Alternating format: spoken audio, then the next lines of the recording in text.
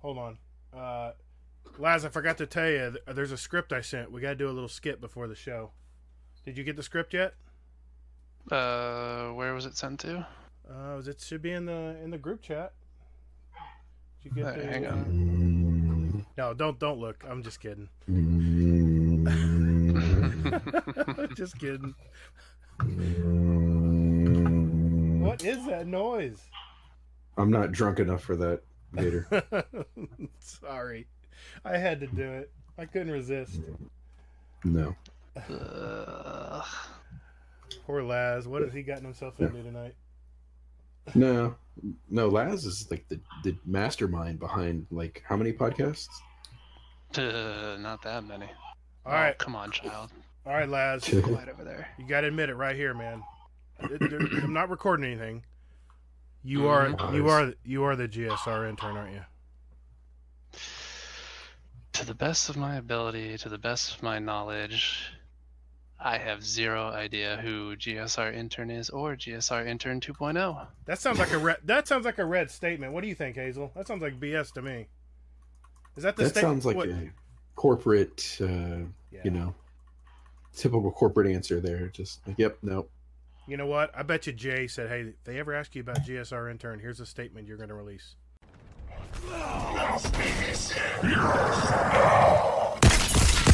Guardian down.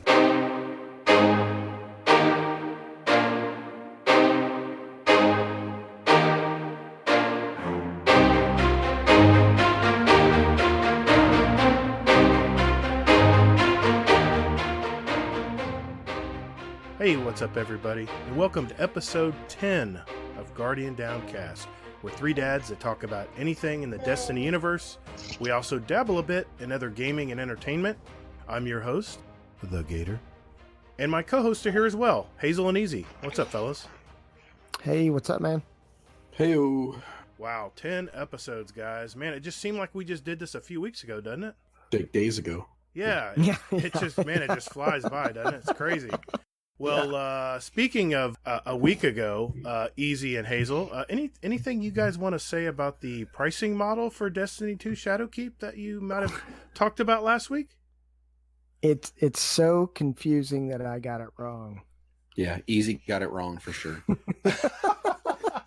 So I would like to at least clarify what we were talking about. First of all, Gatr was right. And I'm sorry. Say it one more time. Gatr was correct. Okay. And so I just want to clarify. I think what we were talking about before the show, and it's been cleared up a little bit, is that Shadowkeep, your DLC, is $35. If you buy just the standard edition, you'll get the $35 DLC plus the season pass, which is also inclusive of the paid track. And if you buy, I guess the $64 or is it $60 edition, then you get all year, which is your DLC content, and 4 seasons, which is 4 premium tracks. Now, I think where we got confused was there's also a catch-up mechanic that has not quite been fleshed out yet, of how much that's going to cost and when it's going to kick in. So you still do have there is the possibility that if you're running behind, you will pay your DLC, you will pay your premium track, which is your $10 per season, and then a possibility of shelling out whatever X amount is. But you know what, Hazel? I know that we were just playing around with like $24.99, $29.99. If this is just a catch-up mechanic, I can't see this being more than like $6 or $7 because it can't be 100% of the premium track. That just seems absurd to me. I mean, we'll see as they come out, but if you're paying $10 already for the paid track, it just seems like if the catch-up mechanic's $20, I mean, it's what 200% of what the premium track was. So I just don't. It seems to me like it can't be more than like $6 or $7. Yeah. Mm-hmm. I don't know, man. I'm thinking that it might be maybe like if you say you haven't played all season, and it's going to be prorated. I think that they said that. So like if you haven't played all season and you just want to like shell out some money to buy it, then I'm thinking that it could be probably around $30, and then it would be scaled down from there, or maybe like $20 or something. You think So- it's dependent upon like where you are on your track? I feel Yeah. like that would get real convoluted. But I mean, you're probably right. I just it seems So wait a that minute. seems kind of crazy. So wait a minute. So what you're saying is there is a Santa Claus. Yes, Skull. There is a Santa Claus. Don't Hey. believe what anybody tells you. Hey, folks. Correct, especially Hazel. Hazer. Hazer. Hey guys, I'll make it real simple. Buy the deluxe edition for $59.99. It's like buying a game every year. It's all taken care of for the whole year. No worrying about $10 here, $10 there. Just pay the deluxe edition on the account that you've cross-saved, right? Yeah, not play. And then you just buy the expansion, the $35 expansion on any other platforms you decide to play on, and you're done. So thank you guys. I just wanted to hear you guys say it. Yeah, Cool. and then Yeah. I just want to say thanks to Kingsley Mack too for putting like a 1,000 word diatribe out there about it, explaining everything. He did. Because that was great, and I was like going over it. I'm just like, oh, so yeah, that was really great. Okay, well, that's the longest intro ever, but we had to say it right before the start because we needed to get that straight before we started the show. So to start things off, I want to introduce our guest of the show. He's one of the hosts of Gamer Score Radio and is a very active member of our community, Lazzrich the Lich. How's it going, man? Good. How's it going in here, gents? I see you're feeding your... Is it your son? It's my 6-month-old son. Yes, sir. Oh, boy, to be a dad again. God, Oh, God, that's, yeah. Well, good deal, man. I really appreciate you coming out tonight. So I just wanted to talk about tonight's show. It's going to be a little bit different because we're a little bit before the TWAB this week, but we're going to know Laz's story. That's most important. This is one cat that I don't really know a lot about and I want to know more about. So then we're going to test his fast thinking abilities with our special fast fire session we call the speed run. We're going to catch up on the past week. Then finally, we'll answer those great Twitter and Discord questions from our community and add 2 songs each from everyone here for our Guardian Downcast Spotify playlist. So without further ado, let's get started.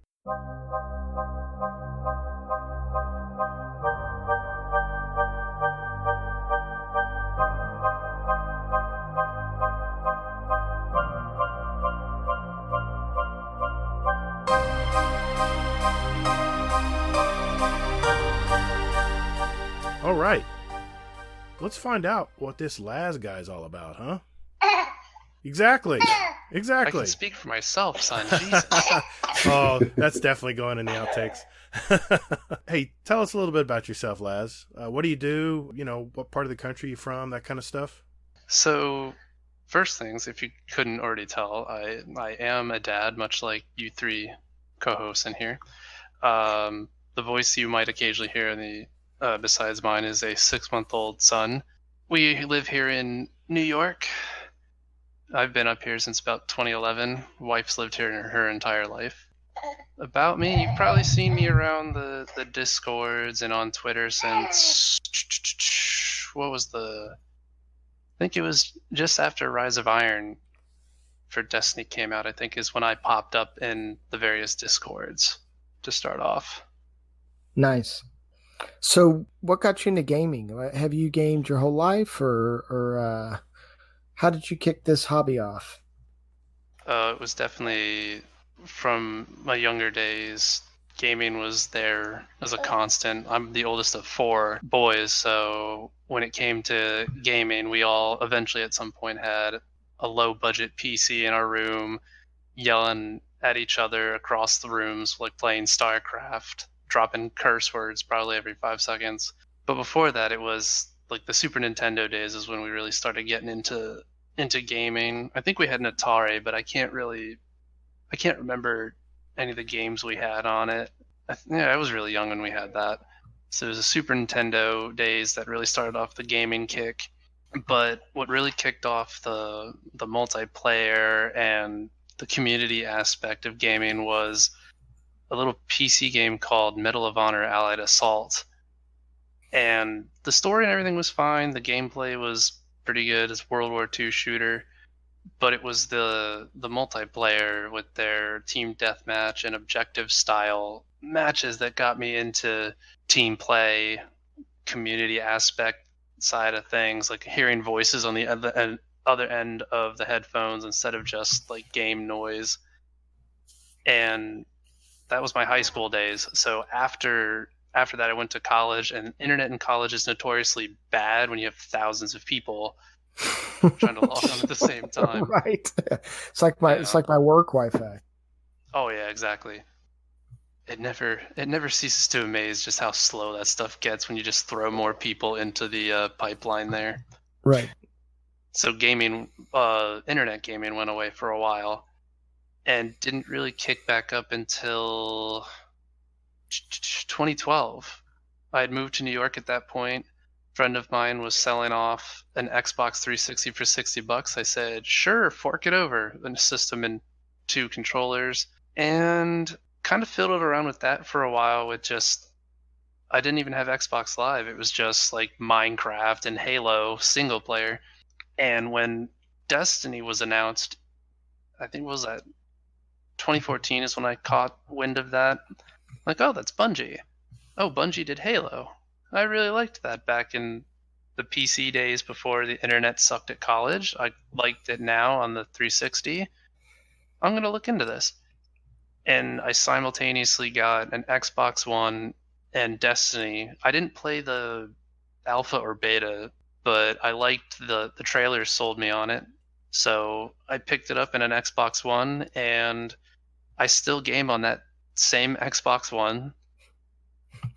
And yeah, it hasn't died yet. I'm shocked it hasn't died. Lucky you. Lucky. I I think I had 2 or 3 original Xbox Ones, and they all crapped out on me after like a year. Yeah, that's what I heard. So every day that thing still turns on, I'm like, thank you, video game gods.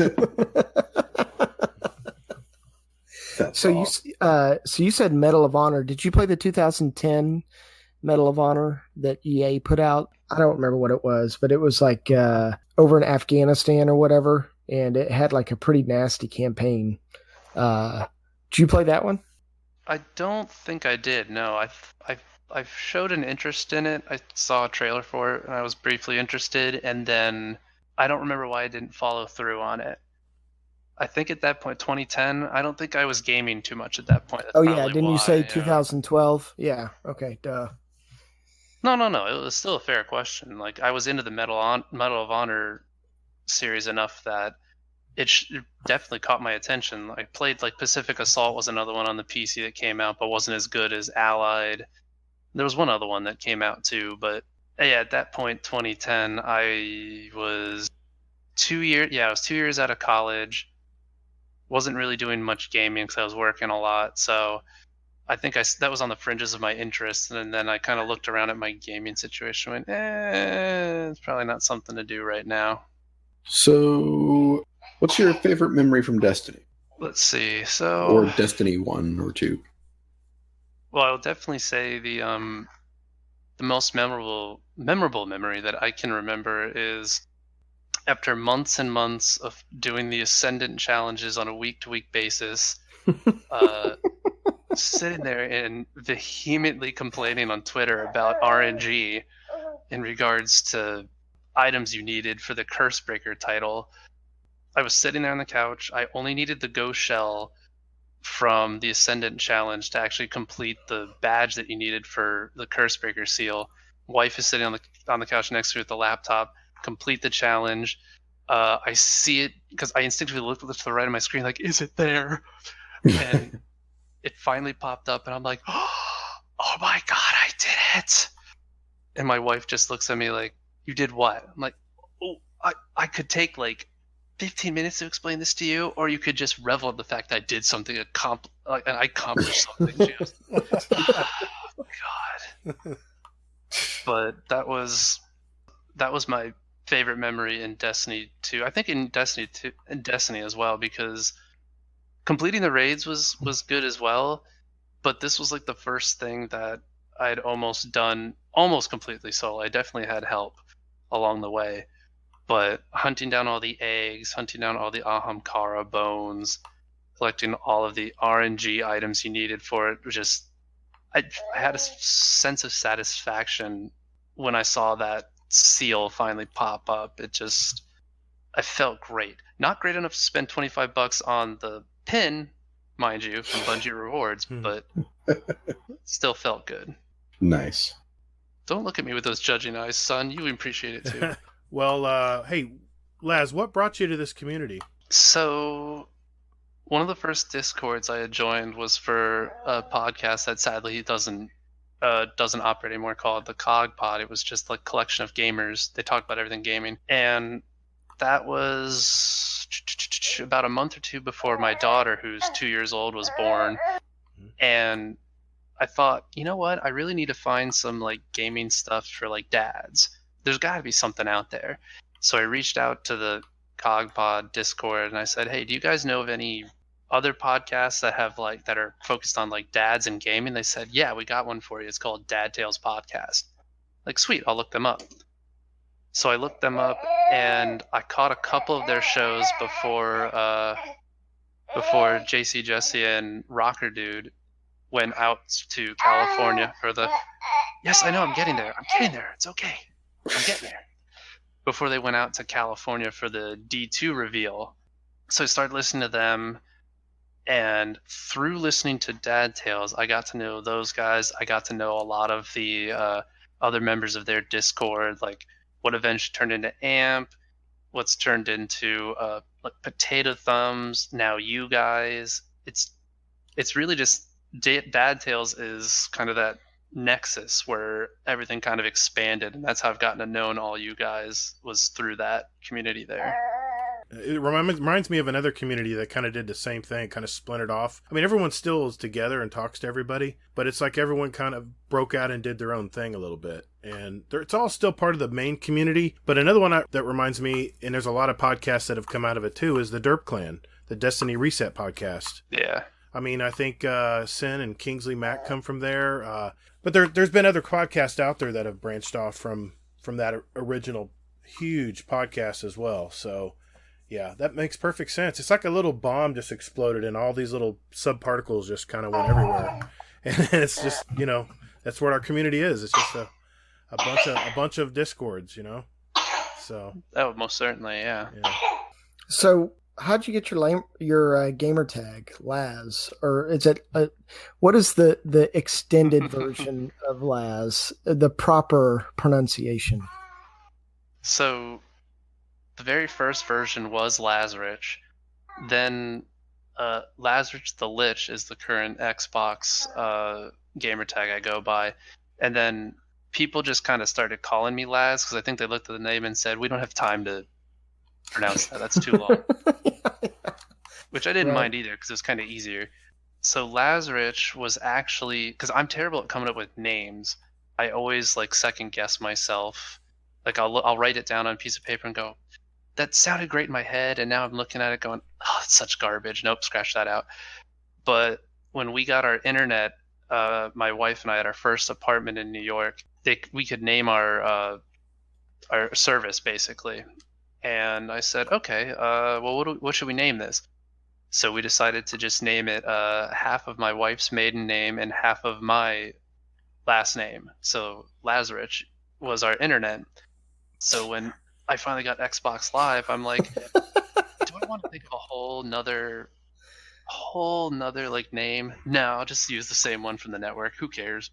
Because at the time, I didn't think I was going to get into any community stuff like this. So I was like, yeah, who cares? It's just going to be another name on the internet. Dude, I would have never thought that's how you got it. I thought it'd be something like some knight. I always think of some knight character or some royalty character or something from a game. That's what I was speculating, but man, was I wrong. So what's your level of disappointment now? No, it's okay. Nah, it's all right. I got a bunch more questions for you. I was going to say, I thought that it was from the World of Warcraft. Wasn't there a guy like the Lich King? I thought, yes. But that's where the Lich part came from. Okay, so I'm half right then. Okay. Mm-hmm. Cool.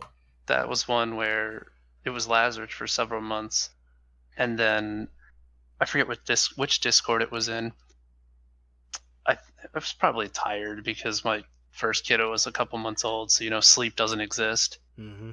And I was probably in like a very tired mental state, and I said something snarky, and their response to me was, that's something that a lich would say, one of those Warcraft characters. Yeah. And I kind of combined it. I was like, oh, that sounds so cool, Lazzrich the Lich.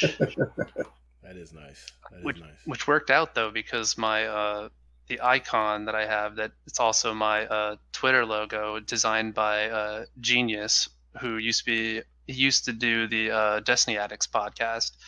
I reached out to him, and he designed this, and I haven't gotten rid of it since. I've just loved the look of it. So yeah, I'm looking at it right now. It's a beautiful logo, man.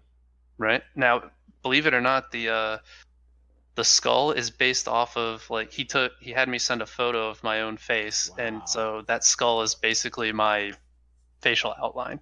Wow, that is cool, man. Nice. That is cool, right? Well, yeah, I remember Genius. Yeah. Genius. Yeah. Yep. Well, Genius with a J. Yeah, exactly. He was a good guy. Everybody kind of knows you as the scientist lawyer. Man, I've got questions here. One, what's the life of a scientist lawyer like? And two, did you get a science degree or a law degree or both? So life as a scientist lawyer, it's super hectic. You have to balance your responsibilities of my main task as a scientist is water quality testing. Mm-hmm. That's my legit full-time job. And you have to balance that with like legal responsibilities. Like you can't imagine the amount of paperwork that lands on my desk for Potato Thumbs Podcast, who I'm their legal counsel for. It's ridiculous. Well, you gotta watch. You gotta watch that Admiral Nips. He can get everybody into trouble. Oh man, every municipality in this country has reached out to me asking for an explanation as to why their city is on his shitty city list. It's unbelievable. As to the degree, it's a dual biology legal degree from the Beddington University Laboratory Lysine Sorority Hidden in Time, otherwise known as the acronym bullshit. Well, say that 3 times fast. Wow. Yep. Well, hey, I have a suspicion that you're kind of involved with other podcasts in our community. Is there any truth to that statement? There is. So this dates back to AMP's early episodes, where at the end of their episodes they would say, hey, if anyone wants to send us an email with questions. It's like, yeah, I can do that. I can send in questions. I would send in questions to them. They would answer them on the show. And then Barely a Destiny Show, who's now Barely ADS, they started asking for the same thing. So I sent in questions. Mm-hmm. Then I don't know what spurned this. I decided, they said, hey, if anyone wants to send in, like, not just email questions, but if you have like a review of a game, or you have like anything, a script, an advertisement, I'm like, ooh, an advertisement. I could write something stupid in like 5 minutes. Mm-hmm. And I wrote something down, and then slowly over time it evolved into what has now been running as a year-long, it's been over a year now, is Cosmodrome Vodka. Oh, you're the one that involved us in that. Thank you. That was awesome, dude. That was awesome. You made us famous. And that's really, like, what I do is I listen to like a podcast episode. It could be any of them. It doesn't matter like who it is. Like whatever strikes me at the time, like, ooh, I'm going to write that down.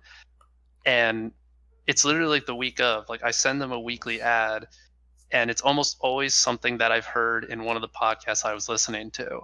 Because it's amazing what, like, you can write something down and it just like branches out into what you hear from Barely ADS. Well, I will tell you this: it's very intelligently written, and thanks. And Xanafan was taking all the credit for it, man. He threw you right under that bus.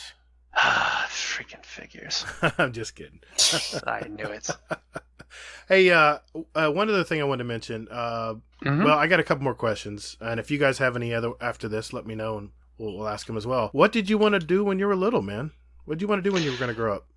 So I can't really remember when I was like super young. Probably something like most average kids, like astronaut or baseball player or something. In high school, though, I got into the crime forensics is what I wanted to look into. Oh.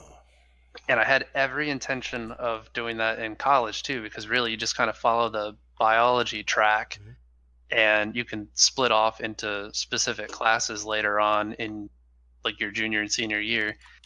And then I think it was like my sophomore year of college, reality kind of hit when I looked up like details on the work environment, and they were like, work all hours, day and night. I'm like, how do I feel about that? I don't know. Which is ironic now because I can stay up till God knows what hour playing a video game. But what real life? No. Got Well, at 4 a.m, not a chance. That leads me to my next question, and I know if you don't have any other, I was going to ask you what other hobbies you had other than gaming, but if you sounds like you're really busy with being a dad and stuff, do you have room for other hobbies? Yeah, so more recently I've taken up golfing a lot more. So Very nice. Yeah, I get out to a course maybe once or twice a month, but there's a driving range about 5 minutes from my work lab. So Nice. during the lunch break, like once a week, I'll head out there and do that. I used to do tennis, but it's just my house is in a spot that's not really surrounded by much of anything. It's in the sticks. So you combine that with the aforementioned kids, and it's really hard to try to juggle driving to a local tennis spot that's got like leagues and stuff and be able to still be at home with kids and wife and not feel like that dad who's like, I don't need to deal with you, family. Psh, whatever. Golf is especially, you feel guilty because when you leave the house, I mean, you're gone for 5 hours. 5 hours. Mm-hmm. Yeah. And usually it's on a weekend, and I feel your pain, but I love to play golf too. So, well, even if you're a good golfer, you can do it in probably 3.5 hours, but still, by the time you drive, go to the range for half an hour to shoot a few, hit a few balls before you warm up and stuff, you're easy at 5 hours. That's half the day. 100%. On the weekend, that's half the day or most of the day. So, right. Yeah, man, I used to golf all the time too, and I had to give it up. And it was not only that; it was just getting expensive. We would try a different course. I mean, we live in Florida, so there's courses. You spit anywhere and there's a course, But they were getting expensive. I mean, we went some really crazy courses, and it was like we would do the cheapest route we could go, maybe 35 a round or something. And man, that's a lot of coin, adding up to once a week we were doing that. So it just got too crazy. But yeah, man, I feel your pain there too. It's like Easy said. I have 2 other questions, and first one is, how did you get to know AKA Gear Dad, otherwise known as Jay? So I got to know Jay. It was via the email questions I mentioned earlier that I would send into AMP. Mm-hmm. And after a while, he reached out to me to be a guest on the show. Like, yeah, sure, absolutely. Pick a movie, talk about a movie. Yeah, absolutely. So I jumped in, filmed an episode. That one was just me, Jay, and Canuck. I don't think I forget who was Academy. It was Academy. Either Academy or oh goodness, I'm going to completely forget his name. Anyway, it was Oscar. Yeah, there you go. No, Naughty Grog was actually co-host for a little while too. Oh, that's right. Yeah. A couple months, yeah. Yeah, I think it was Academy. Yeah. He wasn't there, so it was the 3 of us. We talked about In Bruges, and great little dark comedy movie there. And about, my timeline's a little fuzzy, maybe like a month later, Jay reached out to me via DM, and he was like, dude, it was awesome having you on. Do you have any interest in podcasting at all? I said, well, yeah, I think that was a lot of fun being on there. I could see myself doing that. And we started talking about doing a side project. And we knew we weren't going to do it on a weekly basis, not just because Jay had AMP at the time, but also because real life tends to be hectic, especially like at the time I only had 1 kiddo who was young. So we were like, yeah, let's start talking about subjects. We came up with the idea of Gamerscore Radio and talking about game music or just nostalgia and gaming. And it's evolved into 6 episodes over a year so far. And yeah, that's the Jay and Laz story as it is so far. Well, yeah, that leads me to my next question. You were talking about that podcast, which is called Gamerscore Radio. You want to plug it or tell us anything about it? Tell us what it's about. I think you said you have 6 episodes out now? Yeah, we have 6 episodes. We just recorded the 6th one a week or 2 ago. Okay. I know we're kind of the laughing stock of the podcast timeline community out We've already there. passed you up. Yeah. I think going into it, we were like, yeah, let's do it once a month. And then real life just kind of busted through the door like that meme with Big Bird kicking the door down and was like, you're not recording this shit right now. No way. So we've enjoyed it though. We roll with the punches with that kind of stuff. It's created a good little like thing that can be joked about. Yeah, I really and enjoyed it has somehow turned into 2 interns. I don't know how this has happened. We've 2 interns. I've checked all of the podcast policies on this, and we don't have to pay them, but they're just always there. It's crazy. And no one will admit who it is. No. Well, there was the day that about 20 different people tweeted it. I was one of them. Yeah, Jay texted me like halfway through the morning. He goes, "Do you have any idea what's going on?" I'm like, "Nope." I think I know. This is as good as mine. I think I know who started that, but I'll leave it as a mystery. That's awesome, man. So you guys do you guys with Gamerscore Radio do you interview community members too, or what is your segment base? I mean, what's part of the show that you guys really cling to? What's your theme, I guess? So far the thing that's stayed consistent has been like a game soundtrack from an older game we've played, or like the most recent episode we just talked about game franchises and how they've like changed over time or even still exist over time, like how the Metal Gear series went from the graphics and sound that they have to the spectacle that it can be now. But I think nostalgia is the big thing that we go for. Okay. And we try to, I think when Jay and I talked about it, we're always open to have guests on, but because we don't really have like a structure to like, oh, this like month or quarter or year or whatever, we're going to talk about this topic, we're going to talk about this. We just kind of grab people as we go, which we grabbed poor Elmer Fudd for one of our episodes. It was like 8 a.m. his time on a Sunday. Like, wow. Sorry, dude. Oh, man. Well, hey, I appreciate you coming on. Guys, did you have any other questions for Laz? Not right now. I do have a question for you about your show, but it'll fit in a little bit later. So, okay. Hazel?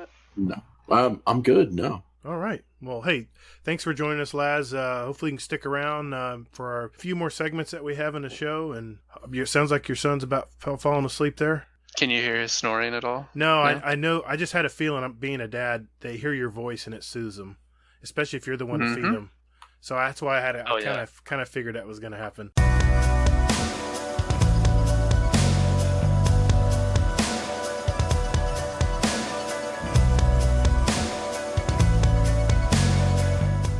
Let's find out what we've been watching this week. Laz, you're up first.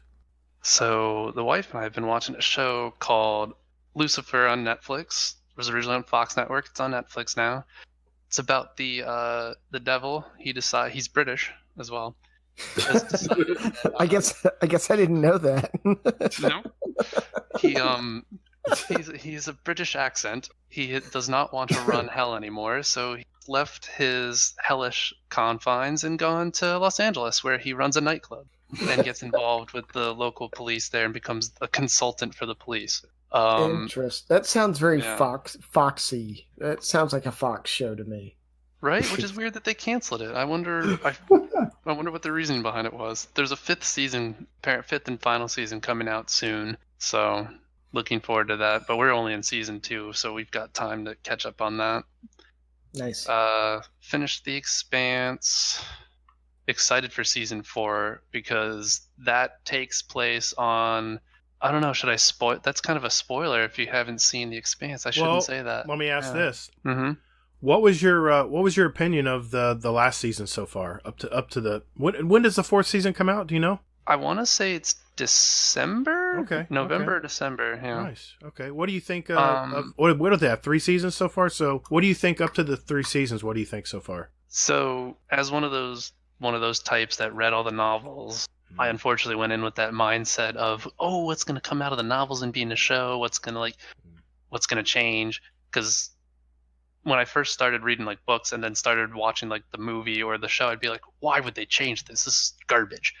Now I've gotten to a point where I'm like, no, you know what? I can see why you would change that. So I like everything they've done so far. Any of the changes that they've made are really slight to the point where you're like, yeah, that character doesn't really, you don't need to worry too much about that character being this one instead of that one. But what I especially like is the way that they've tackled the science of everything. Like the way they portray like gravity in that show is just perfect. Mm-hmm. Would you say it's scientifically accurate? Yeah, I would definitely say it's scientifically accurate. I mean, look at the very first episode. It's a man and a woman having anti-gravity sex just in midair there. That's right. I remember floating there. Can't forget that. Yeah, that sounds like fun. Yeah. Right, you're just kind of watching it, going, "Wait, the physics in my brain is scrambled. I don't understand this. What's going on?" But I think you just got a viewer there with Easy. Yep. Oh, yeah. Easy's in. See, there you go. No, it's good. It's definitely. I highly recommend it to anyone that's into any of the science fiction shows or anything like that. And that was on Netflix or Prime? I get the two confused. It's on Prime now. It used to be on Sci-Fi, but they That's right. dropped it after season 3, I think. Yeah, they dropped it after season 3, and then Amazon said, "Yeah, we'll pick that up." So that's Amazon producing season 4.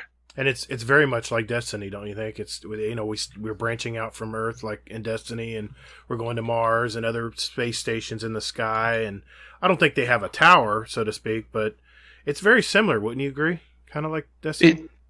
Yeah, it's very similar. Even so in the novels, they go into great depth to describe how those that were born in the asteroid belt just physically look different. So the Belters of the Expanse are kind of like the Awoken of Destiny, and just how they're humanoid, but they look different. Like you can tell that's Awoken and that's human. In the Expanse, that Earthling, Martian, Belter.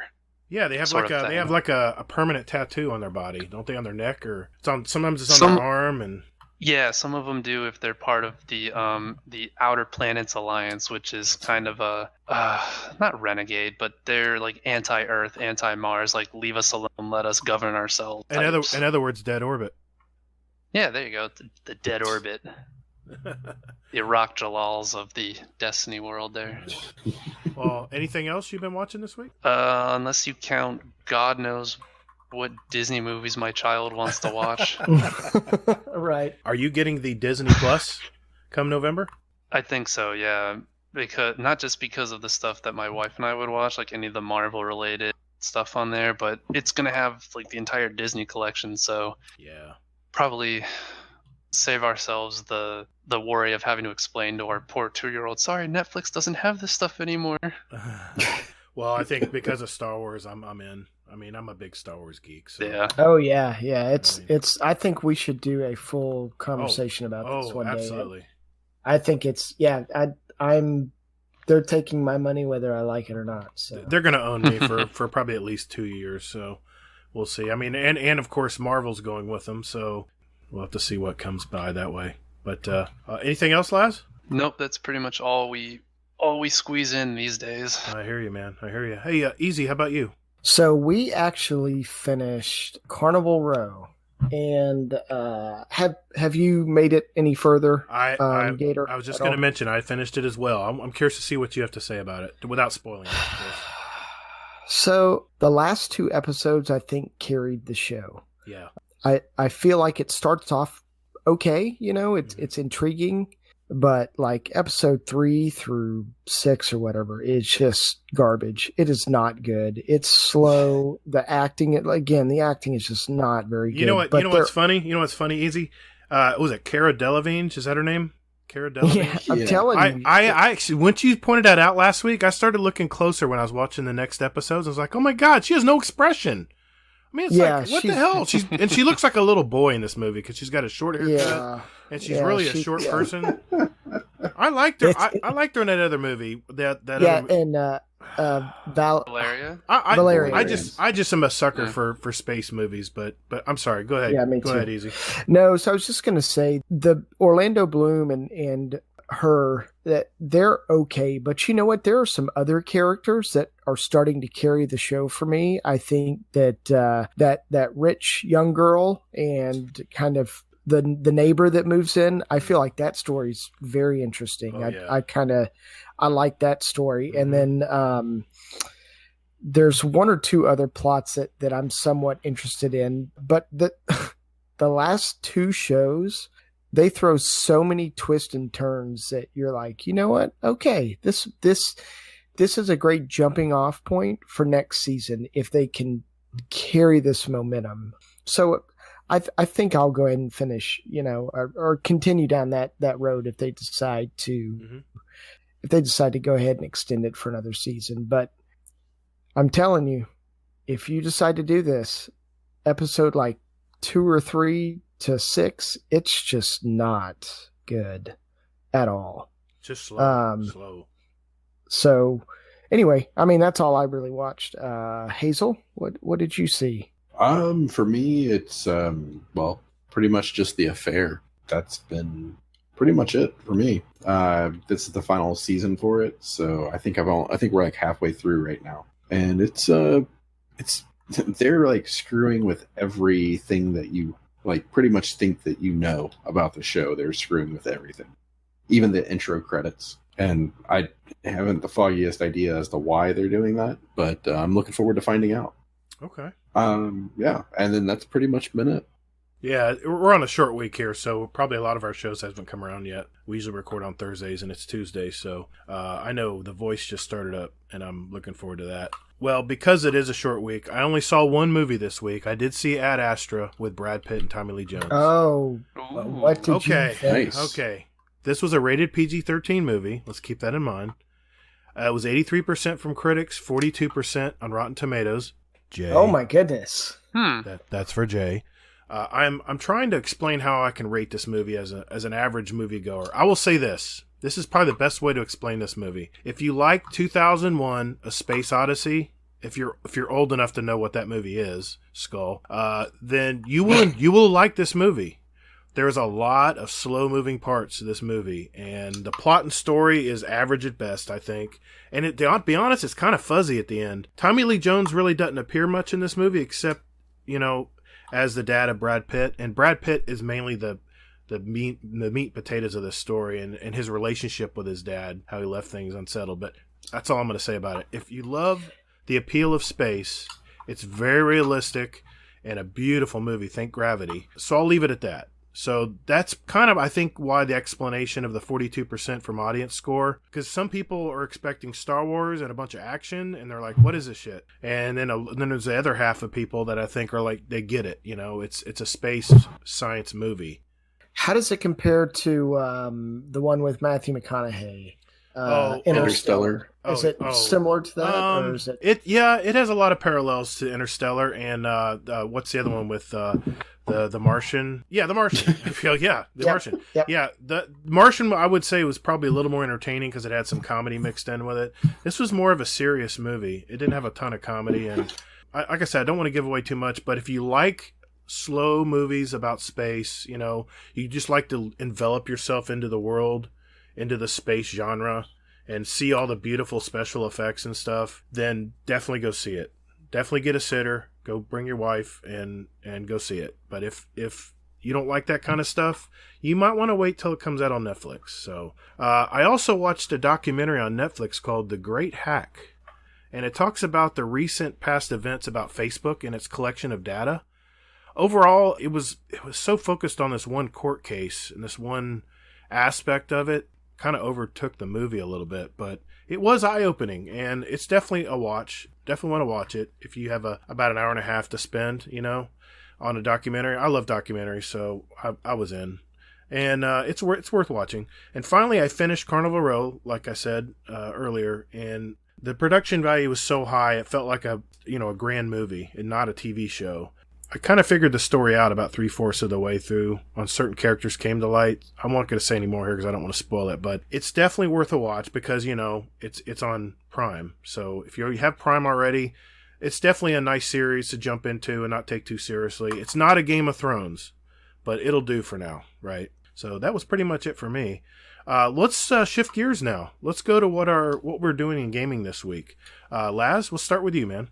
So this week I've been Iron Bannering it up in Destiny, trying to finish the Iron Banner quest. I had started it with the Titan. It's the only character I'd started on, so I was trying to finish it off.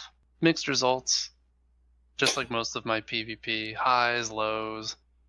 But that was pretty fun. Got the helmet to drop after finishing the last part of the quest. I had enhanced sniper rifle targeting. I'm like, ooh, that's sexy. Nice. Yeah, that is nice. Very. So pair that with the revoker that I spent a lot of the time this past month or two getting, and it's just feels good. Other than that, I did actually take the plunge and buy Borderlands 3 when I didn't think I was going to, because my wife said, hey, do we have any co-op games we can play on the couch? And I started looking around going, well, there is one called Borderlands 3 coming out. You basically just shoot shit and collect stuff. She goes, yeah, let's shoot shit.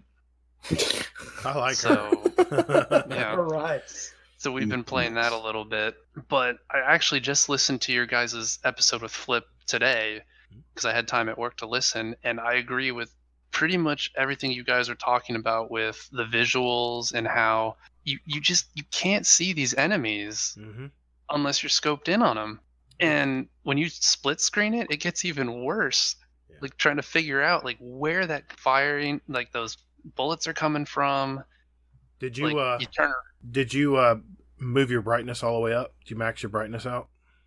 Not yet. After I heard your guys' episode, I was like, you know what? That's what I got to do the next time I boot that up is make sure that the brightness is up all the way. What is it? Performance mode it's supposed to be on? Performance, yeah. Don't go to graphics or resolution or whatever the other setting is. They until they fix it, it just makes everything really grainy, and I couldn't even. It was messing up my sensitivity. It was so bad.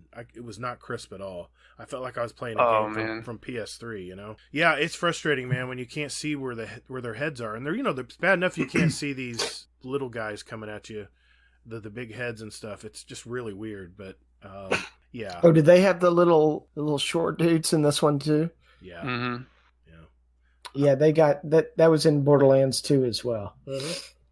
My frustration was coming from the only thing I've adjusted since the little skeg dogs would come at you. I'd scope in, and for some reason the sensitivity was only at 3, so I could barely move like the reticle to chase these fast moving dogs. Yeah. I'm like, this is a pain in the neck. So I changed that, and that was better. But it's hard to miss those guys that come rushing at you. Yeah, unless you have a scope, it's really hard to see anything mid range or further. It's very frustrating. So I don't know if I've maxed my brightness out yet or not. I was so frustrated, I just quit playing, and I just went back to Destiny. I mean, nothing's better than Destiny. It's still a fun game for sure. It's got some tech stuff you got to work through so that it's optimized for the way that you want it to be. But yeah, that's the week in gaming from the desk of Laz. Okay. Very cool. Not much. Just some Destiny here and there. I picked up the Sturm Catalyst. Nice. Oh, nice. Yeah, I got that. I completed it. I got the Wendigo. Nice. And the Polaris Lance Catalyst. I did that right before we started recording tonight. Somebody's been busy. Not really, no. That's a lot of work, dude. Did you go now? When you're getting the Polaris Lance Catalyst to get that 4 times a charm shot or whatever it's called, did you go to the Leviathan? Yes, I did. Yeah, that's how I got mine too. Yeah, cheat codes for the win. And then Sturm and Drang, like I've never used that combo before, but apparently if you use the Drang, it's a sidearm that pretty much if you just murder like a bunch of thrall with it, like what I was doing was I was going into the Whisper mission. Going down to the thrallway down there, and I was just mowing everything down with the sidearm, the Drang. And then I didn't know this, but I ended up getting like 99 rounds for my Sturm. So I was just like, okay, well, shit, I'll just wear everybody out with this. Nice. Yeah. And then I'm almost done with the Borealis Catalyst. Oh, you definitely want that one. That's a smooth So. rifle, man. How about you, Heezy? I haven't really done much anything. I've popped in and out of Destiny just to do the daily enhancement cores and mod components, but that's about it. I haven't gamed really at all since Thursday. So, well, like I said, it's a short week for us, and I mean, I admit I was a little light on Destiny this week too. I did finish, like Laz said, I finished my Iron Banner quest on my Hunter, and God, running around with a Jade Rabbit trying to get this morning right before reset. I was running around with Jade Rabbit trying to get those scout rifle kills, and everyone's running at you with shotguns and flying in the air with rocket launchers, and I was getting a little frustrated. I had a couple bad games that I was wanting to punch something, but other than that, it's been, my gunsmith bounties, like Easy said, for enhancement cores and those mod components. I think I'm reaching about 800 of one and about 900 of the other, so I should have plenty for the enhancement part of the game coming up in a week, I guess, right? Yeah. But I did play a little bit of Risk of Rain 2. I get the game with my son about once a month usually, and he was on last night. He's been having problems with his computer, and we finally got on. It's on Steam, and it's a fun little game, man. It's a wave-based game, and you kill a boss to move to the next wave. It's not Destiny. I mean, it's definitely lower fidelity, but it is a PC game, so it runs very smooth. I think it's 60 frames at least, but it's very fun, and we played on several modes for several hours last night. Just a lot of fun. But that was it for me this week. It's been really light. I did want to mention one thing though. Destiny is going to be offline for 24 hours. I saw that on Monday the 30th until the release of Shadowkeep the following 1 o'clock, I'm guessing, October 1st. So keep that in mind. If you're grinding this week, you only have until Sunday, boys and girls, so make sure you get everything done by Sunday, because come Monday, it's going to be off. It's going to be down for the whole day. So I want to make sure everybody knew that. I'm speaking to Bytorrid out there, who's trying to get that Wayfarer title. But yeah, good deal, guys. Sounds like it's been a good week. God, all those catalysts that Hazel got, man, that's awesome, man. That's a lot of work. Raining catalysts over there for you. Holy crap. Yeah. Yeah. All right. Well, let's move on. Call the Praxic Order, call the Thanatonauts, the Jinsen Scribes, call everyone so they can witness you. It's time to see what Laz has got. This segment is called the Speed Run. We have a database of 66 randomly asked questions, and Laz has 60 seconds to answer as many as he can. These are short 1 or 2 word answers, so please keep them short if you can. That'll help buy you more time. We're going to keep track of the questions that you answered, and at the end of the year, there'll be a prize, and it will be sweet. As usual, Easy, you're our timekeeper, and Hazel, you will be our quality control specialist. All right, here we go. You ready, Laz? Ready as I'll ever be. I'll make sure I'm close to the mic so I don't cut out on anybody. All right, here we go. 3, 2, 1. Warlock, Titan, or Hunter? Warlock. Name one possession you cannot live without. Car. Your favorite gaming console. Xbox. What is your Destiny 1 favorite weapon? Monte Carlo. Are you a morning person or a night owl? Morning. Who is your favorite musician? Darius Rucker. Ikora, Cade, or Zavala? Cade. Your favorite Destiny 2 subclass? Voidwalker. Favorite color? Purple. DC or Marvel? Marvel. What is the latest you've been up gaming? 3 a.m. What would be your ideal career or job? Forensic scientist. Is racing a sport, yes or no? No. Would you live in a cave or in a treehouse? Treehouse. Time. All right. That's pretty good. It's Even racing if I didn't get the sport. points, though, I just went for that. No.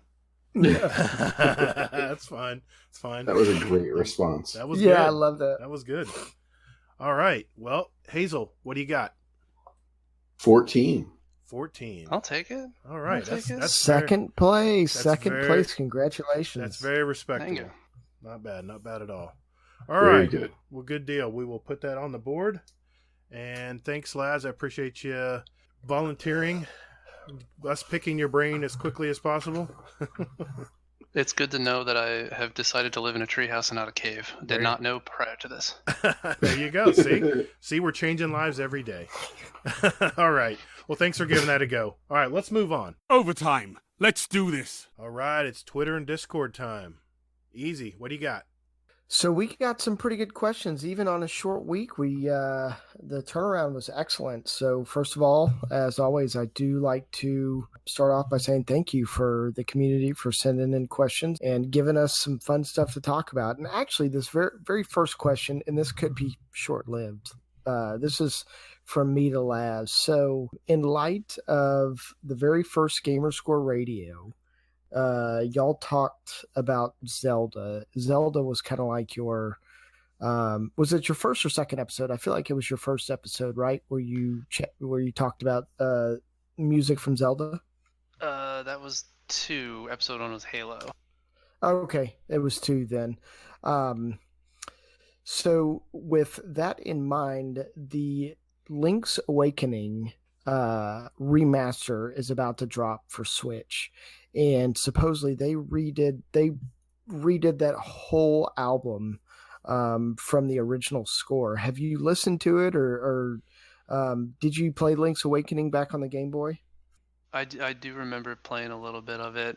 I haven't looked into the new soundtrack yet. I'm actually very excited that they redid the entire thing, because with a lot of remasters you see, they don't necessarily go back and redo soundtracks or anything, because I can't even imagine the amount of work that has to go into doing that. Right. So hearing that Link's Awakening, the new version, has a redone soundtrack really does kind of excite me. So I gotta look into where I can find that, or even I might get the game too. Do you have a Switch? Do you play on Switch at all? I do have a Switch. The last thing we were playing on there was Mario, I think. So I think I can easily convince my better half to pick up Link's Awakening, because that's something she'd actually be interested in, since that's our family console. I'm supposed to share it with my son, but I'm not very good at that. So Good role model. I know. Hey, it's mine. Whatever. Anyway, so to kick it off, drafty again. It stumped us last week, so I hope y'all have prepared yourselves. My son just saw a commercial that said, "Now Silverados are good." I replied, "But not 13 years ago?" So I had him go and apologize to my truck. Have you ever had your kids do something weird for a tongue-in-cheek comment they made? Yeah, we tried to answer this last week, and we were stumped. It was called, I should have titled it "Drafty Broke the Podcast." Right. Mm-hmm.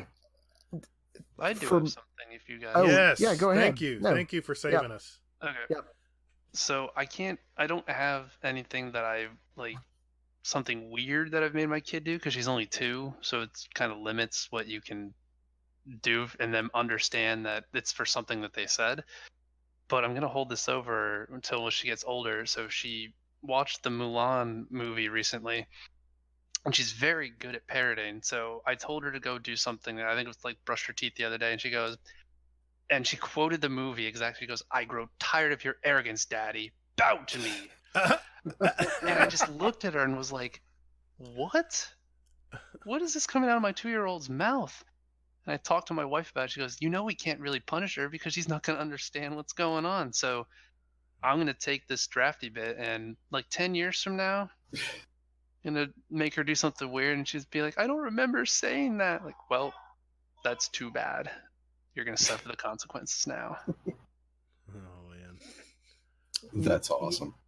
Yeah, I was going to say that I don't have anything really specific. I thought about this one, but my 7-year-old pops off constantly like he's a 17-year-old, and he popped off something the other day, and I feel like he lost a bunch of privileges. So there's no like, hey, you're going to go apologize to my truck. It's like, hey, well, you don't get to do stuff for a week. So next time you decide to say something smart ass, keep it to yourself. I know I'm a great role model. Again, there. You took their Switch from them. There you go. That's their punishment. That's my Switch, fool.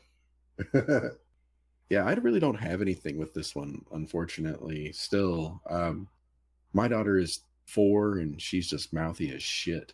So, I mean, yeah, we threatened to take stuff away, and she's like a master negotiator. I think she's gonna be a hostage negotiator or something, because that's just what she does. Is she just negotiates her way into getting like a little bit of what she wants, and then just taking it and running with it. And meanwhile, you're like, how the fuck did you end up with this?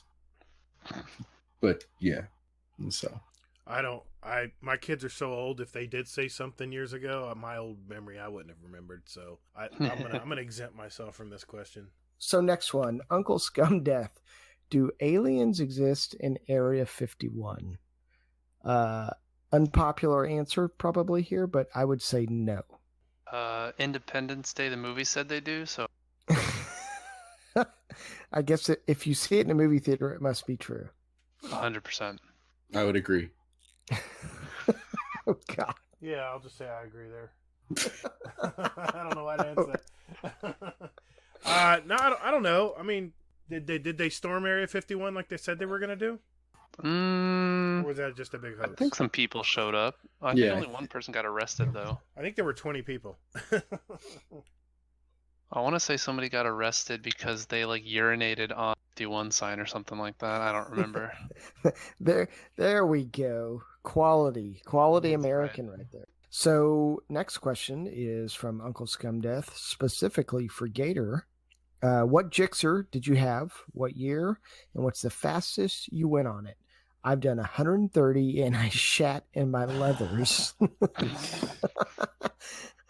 I'm known as Captain Slow now. So did you say you had a Hayabusa? Yeah, but before that, my first sport bike was a 2006 Gixxer 600. It was exactly the same color as Scum Death's, but I had the blue and white. Yeah, I had blue rims though. He has the white rims, I believe.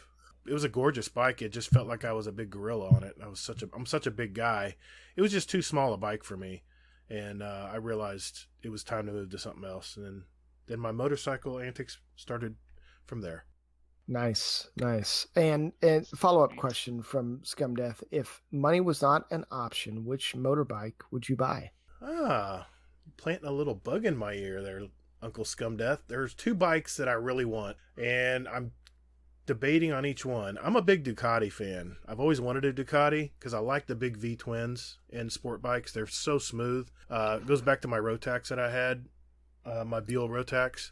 It would be the Ducati Super Sport, or I'm kind of getting a little eclectic in my taste, but I like the new Triumph Rocket. It's the biggest engine in the motorcycle, and it's a cruiser, kind of sport / cruiser. It has it's a 2.5 liter engine in it, 2,500 cc engine. If you look at this thing, it looks like a V8 engine's been thrown in it. It's crazy big. That would be it'd be between one of those 2 bikes.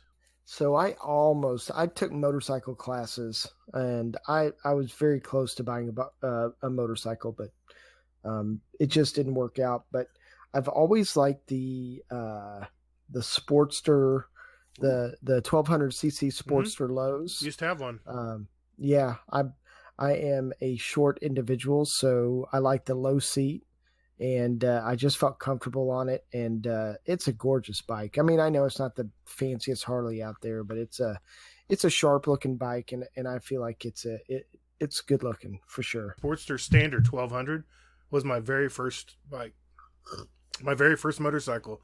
An employee of mine was selling it, and it was a nice clean black on black bike. I was like, well, what do you want for that thing? And he gave me a price I couldn't refuse. And I haven't ridden motorcycles since dirt bike days when I was younger. And I said, what the hell?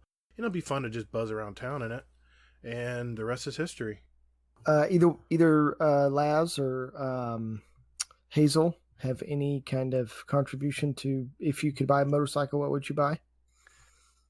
I know almost next to nothing about motorcycles, so I did a quick Google search when I saw this question pop up, and the only one that I really came across was like, ooh, the Harley Davidson Cosmic Starship sounds badass, even if it might not be. If money wasn't an option and fiction could be reality, I would grab Ghost Rider's bike. Oh, there you go. I like that answer. For me, I liked the. I guess I'm kind of like traditional about it. I guess in a way. For me, I would say the Harley Davidson Fat Boy. Yeah, good bike. Yeah, that would You be know. my second for sure. Yeah, that's a great bike. Next one, Flip says, I mentioned in the podcast that I had several nicknames growing up, and Froman was just one of them. Some other notable ones were Snowflake and Tight Pants, Mr. Anal Retentive, and Scotty Too Hottie.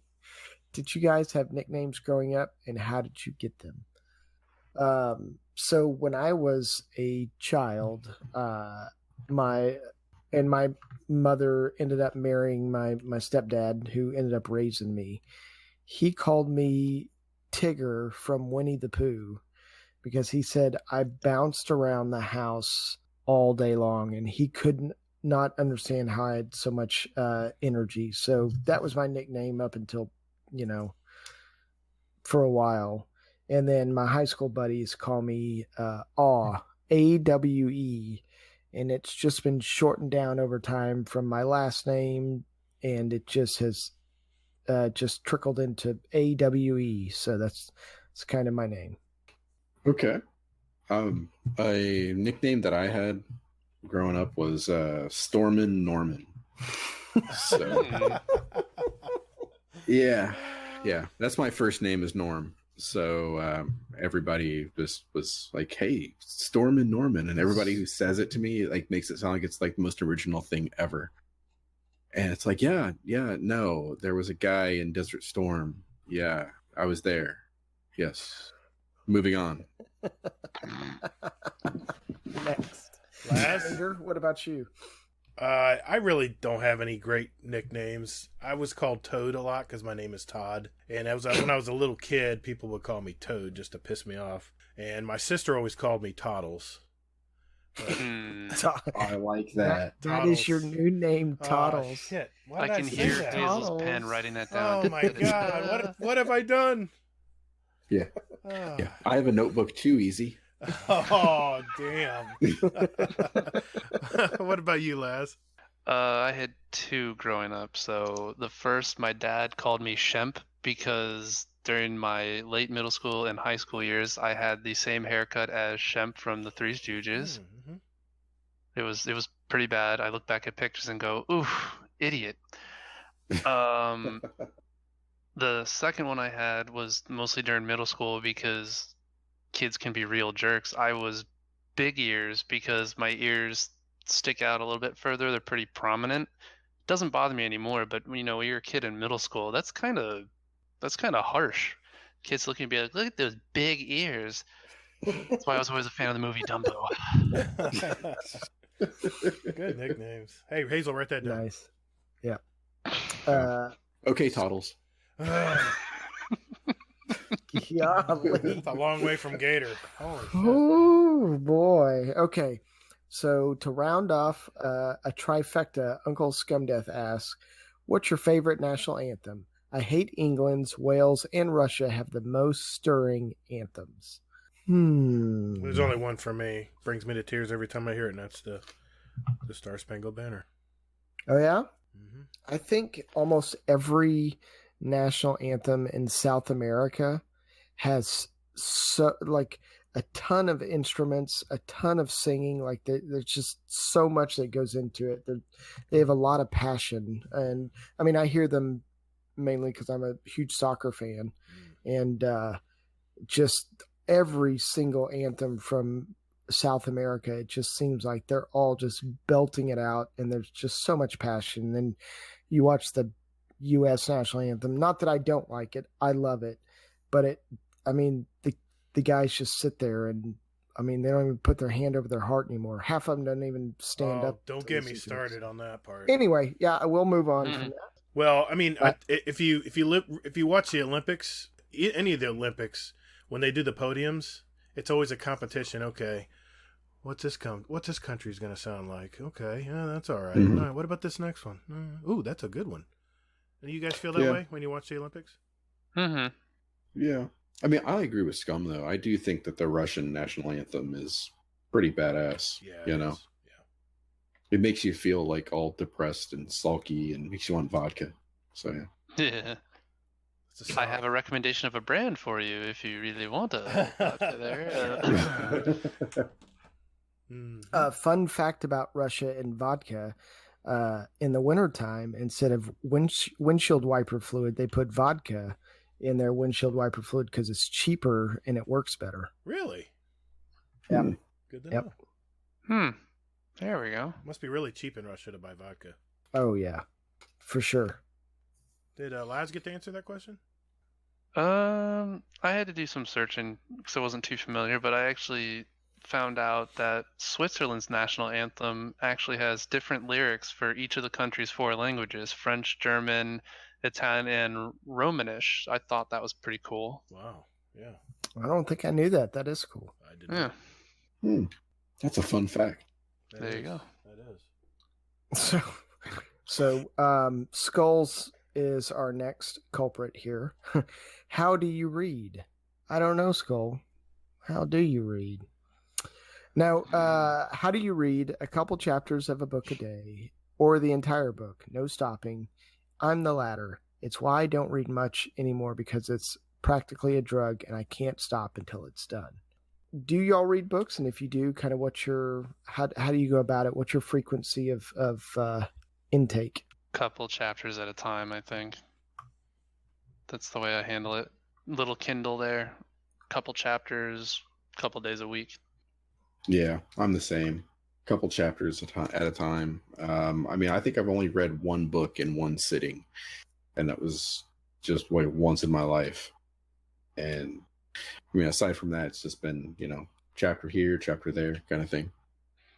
Yeah, same for me. I usually, when I sit on the throne, that's time to get the book out. Nice. Ever read one in one sitting there? No, one chapter. I'm not that old, Hazel. I'm sorry, Storm and Norman. Yeah. Mm-hmm. Here we go. So it begins. I don't really read for pleasure, but I do read to my 7-year-old at night, and we do a couple chapters. We're going through some of the old classics. We read Around the World in 80 Days, and now we're halfway through Black Beauty, and we'll do about 2 or 3 chapters. But my son will read. He's 7, and he will sit down and read a 300-page book in one sitting. It is incredible to watch him just intake books like he does. My wife's the same way. She read the 7th Harry Potter in one sitting, and it's huge. I don't know, 700-800 pages. It's a huge book. So me and you are very much alike there, because my wife is a reader, and she'll read a whole weekend. And my son and daughter read all the Harry Potters in no time. I was amazed. And I'm not a big reader, so same as you, but I just have to pick at it little by little. My attention span just goes so quick. I read all day at work, and by the time I get home, I just letters piss me off, and I don't even want to look at them. So Yeah, I got you. So Warcry. Warcry, I love the way you phrase this question. What is the most stupidest thing you have done? Me, when I was way younger, I was high and passed about 6 cars in a row doing 160 miles an hour in a Mustang on a 2-lane road. Not the brightest thing I've ever done. Laz, let's go with you first. What's the most stupidest thing that you've done? The most stupidest thing I've ever done is acknowledge the existence of the GSR intern. No, I think most people would expect like some sort of like war cry kind of story there, where there's some insanity. But honestly, the dumbest, most stupidest thing I've ever done was completely misunderstand how New York City transit works. So I had a job interview down in Manhattan. I'm like, okay, you take the train down, you walk to the job interview. Well, you don't really realize just how large Manhattan is until you walk the complete wrong cardinal direction from where you're supposed to go. So I nearly blew the job interview that led to where I am now because I went the wrong way, because my internal compass was like, duh, go this way, stupid, instead of the other way. So it might not be a cool, stupid thing, but that's probably one of the stupidest things I've ever done. How old were you then? 25? Okay. Just curious. I'm sure there's probably plenty of drunken shenanigans, but everyone does that, right? Come on now. Yeah. Hazel? I was trying to think about this, and I'm like, there's like stupid, like private stupid, where luckily no one was around you, and then there's like witnessed like stupidity. Well, am I wrong? No, you're right. Yeah. See, all right. So, this one was only witnessed by one other person. So what it was I was at a movie theater, and well, okay, sorry, my bad, wrong story. That's another stupid story. Too many to choose from. He's getting them all confused. Yeah, exactly. So, all right. So the first time that I imbibed in marijuana, I was just like, I don't know. I was like, okay, I'm not really feeling anything. And my buddy's like, oh, just sit down in the chair. You'll be all right. So I sat there in this chair. I don't know for how long. I know it was a while though, but I started to cry. Oh, no, you're laughing already. I can't wait for this. But the reason I started to cry was because, okay, now this is, yeah, all right. Moment of honesty for everybody here. All right. So if you look at a microwave, the 0 is all by itself. There's no numbers next to it.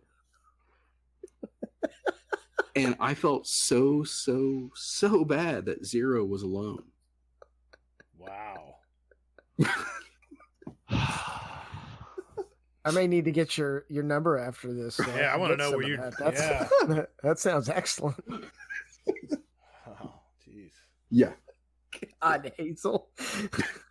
Okay, Gatr. I don't know if I can recover from that, Gatr. Geez, what story would I want to pull from here? Oh, so stupid as a kid. All right, I'll give you this one. I was a teenager in high school, and I was in the hot rodding scene. I'd get old cars and put big engines in them and race people on the road. So very much like good old war cry there. And I'm sure he was at least 20 in when he wrote that question. I drove at like 110 on the main highway. And I felt proud of myself. I came home and was bragging to my dad about it. Big mistake. My dad I could see the fire in his eyes. He said, "Get in the damn car." I'm like, "Where are we going?" He goes, "Just get in the car." Puts me in the car, drives down to the nearest convenience store, gas station. And there was an Orange County deputy there. And he goes in and talks to him. The deputy comes out and says, "Son, can I see your driver's license?" And I said, I was kind of giggling. I was like, okay. So I give him my driver's license, and he puts it in his pocket and walks away. And I'm like, what's going on? And my dad chewed my ass out. I mean, I never seen him so upset. And now I understand why, now that I'm a dad and I have a 22-year-old son. The deputy turns around, comes back after he lets my dad chew my ass out, and says, "Son, this is a privilege. I can take this away at any time." So my dad says to the deputy, he goes, "What do you tell your son when he comes to you and said he did 110 miles an hour in his car?" So, don't tell your dad you were speeding when you're on a little joyride. So that was probably one of my several stupid stories as a kid. I'm surprised we're all still alive. I'm surprised I'm still not in a chair feeling sorry for you. Aww.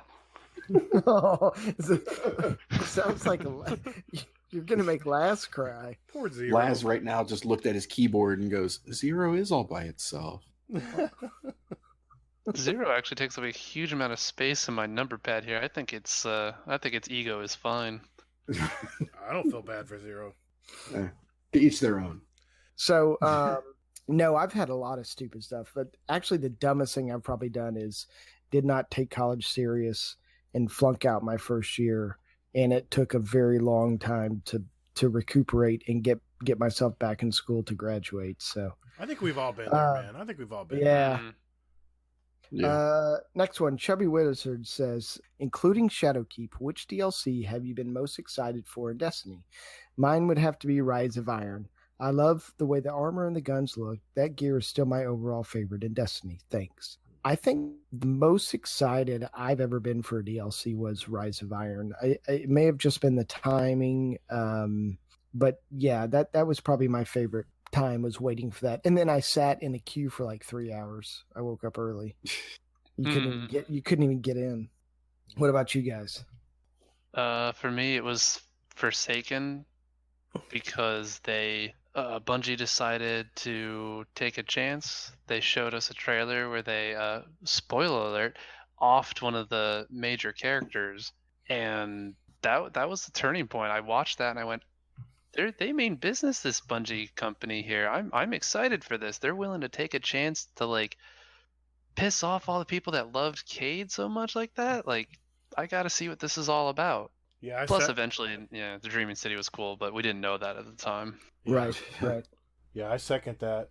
The one thing I remember, there's two things that happened when Forsaken came out. First, when I looked at everything I had to do, my brain exploded.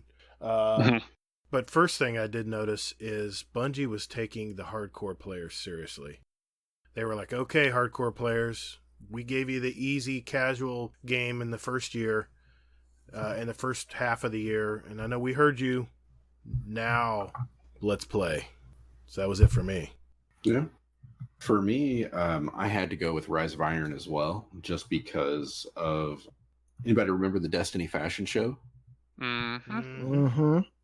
Yep. See, I mean, they were like walking them out and like all the armor with the glow and everything. It was just like, holy shit, I needed that Crota armor. Well, that was Age of Triumph. That wasn't Rise of it, Iron. Was it Age of Triumph? Yeah, that when they were in the moon and they came out with the like all 4 different rebranded raid sets that had the ornaments on them. Oh, yeah. Okay, so yeah, that would be mine. Okay. Which wasn't really a DLC, but it sort of was, kind of. They kind of did that for House of Wolves too. They did like a little fashion show in the Reef. Yeah. I miss those. I'll read this next question. It's by some dude named Easy Pooty X1BDGO210PSN. If your wife played Destiny, what class/subclass would she be? Let's ask Easy. What do you think, Easy? I think she would be a Sunbreaker Titan. No, I think that she would be a Void Hunter, to be honest with you. I think that would be her poison. Purple's her favorite color anyway. And I think that she would rock a Void Hunter. What about you, Gatr? What do you think your wife would be if she played Destiny? Probably a hunter as well, but I think she would be a golden gun hunter. Of course, I would have to teach her how not to stare at and run and stare at the ground. I did try to play one time. I brought her in. I brought her into Destiny 1 and just the beginning story, and I said, "Okay, hun, we're gonna learn how to do this. This is such a great game. You need to play this." So she came in as a hunter, and I couldn't get her to stop looking at the ground. She kept going up and down, looking in the sky, looking at the ground, and so yeah, I think she'd probably be a hunter. The female hunters look really good too. What about you, Laz? Gave this some thought, and I think my wife would go with a Striker Titan, specifically the is it called Code of the Missile, where they just basically launch themselves across the map? Yes. Because she's not the type that would like sit back and like wait for the action. She'd be like, I'm just gonna throw myself right in there. Blah! That's awesome. That works perfect. I like her. That's awesome. That is great. Yeah, I cheated and I was looking at this question, and my wife was actually down here before we got on, and I was talking to her about it. I'm like, what would you be? And we were going through all this like different things, and I'm like, you know what though? I was like, I think you'd be a warlock, because she's really into books and learning and things like that. And then I'm like, like you like being in the sun and things like that. So I'm like Sunbreaker probably. And I was like, yeah, but you couldn't control it for shit though. But yeah, Sunbreaker.